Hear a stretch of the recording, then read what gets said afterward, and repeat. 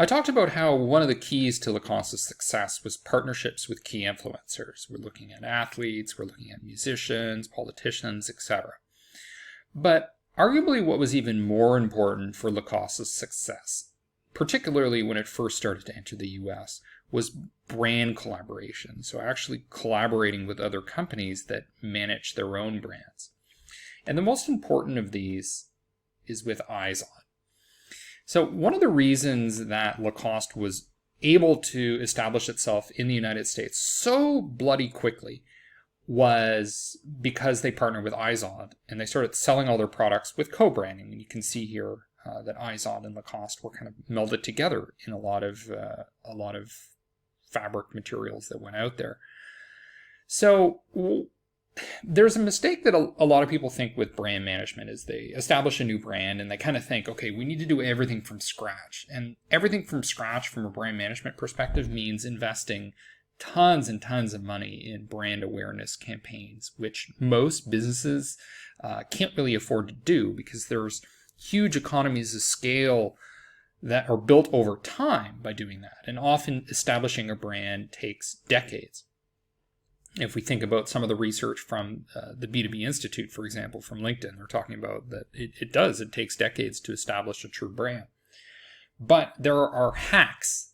And one of those hacks is just to partner with a company. So Izod already had itself established in the United States. It already knew how to distribute these fabrics, but what it wanted was a little more prestige from the Lacoste brand. And what Lacoste wanted was brand awareness in the United States. So it partnered with Izod, and that's one of the keys to their quick success. Now, today, they're forming different types of brand collaborations. And one of the most important that I found interesting was with National Geographic. So something that I see Lacoste doing, and I've never worked at Lacoste, so I don't know what's happening behind the scenes, but I think there's kind of this reputation that it has as kind of being old and stuffy and preppy and outdated. So what they're doing is they're investing in brand collaborations that help make it seem hip, cutting edge, fashion forward.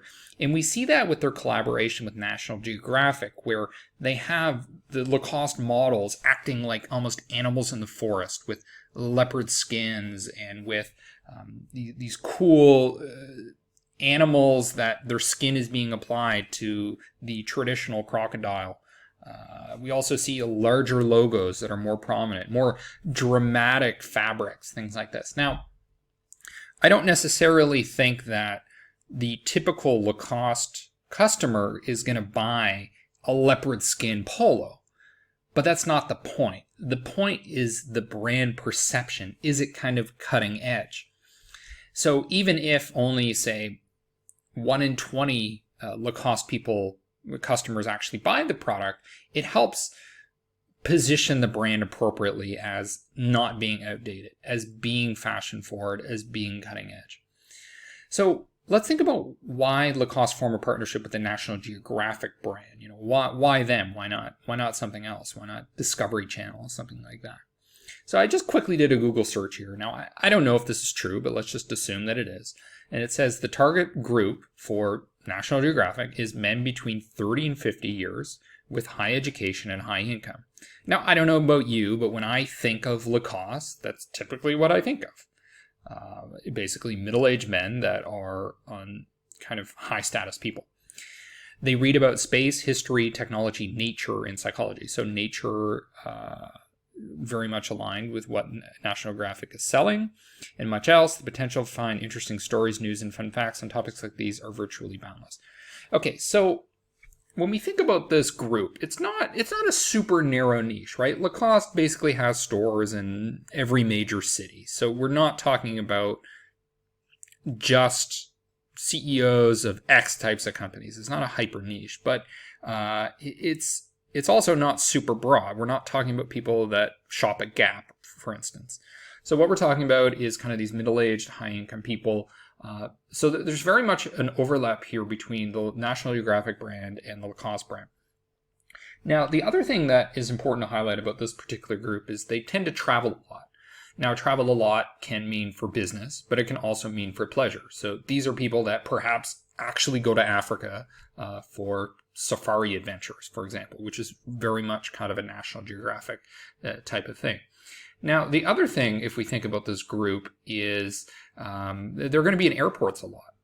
And in airports a lot, what are you going to do? Well, you probably are going to read magazines. One of those magazines might be National Geographic. But the other thing is that you often see Lacoste stores in airports. So I see this all the time where I may not see a Lacoste anywhere in a city, but then the second I get to the airport and leave that city, that country, I'm going to see a Lacoste shop. So they're hitting this group, and they're simultaneously hitting them with the brand collaboration with National Geographic, which I think is a absolutely brilliant play. And it also plays into something we're going to talk about later, where Lacoste is leveraging the feel-good message of catering to endangered species. Another brand collaboration that Lacoste has is with Polaroid. So Polaroid is a retro brand, all right? So these were cameras that were popular in the 1980s.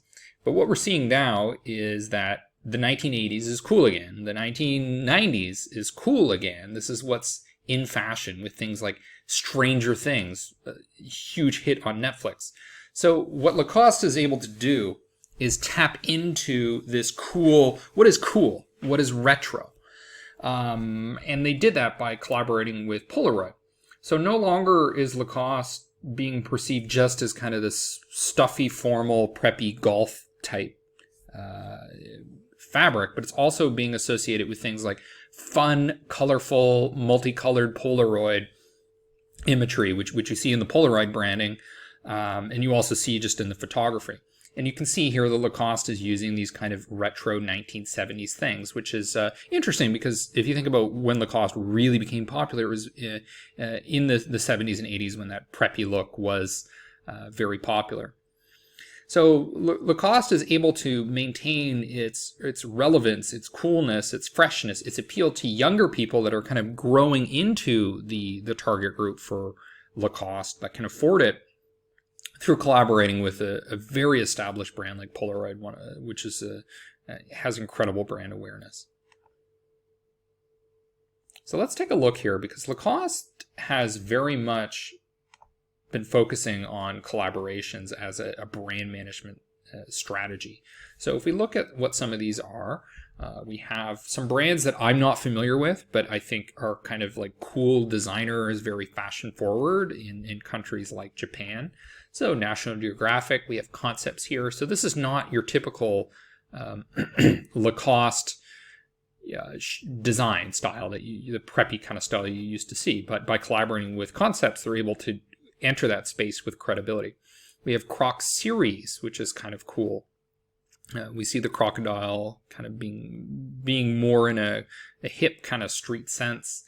Winter Icons, Golf Le Fleur. We have Lacoste Live, which is a sub-brand collaborating with Opening Ceremony. We have Supreme to give Lacoste more of like a skateboarder or street appeal. Lacoste and Disney, so fun and cool. Not just your standard crocodile anymore, and not just your standard tiny crocodile anymore.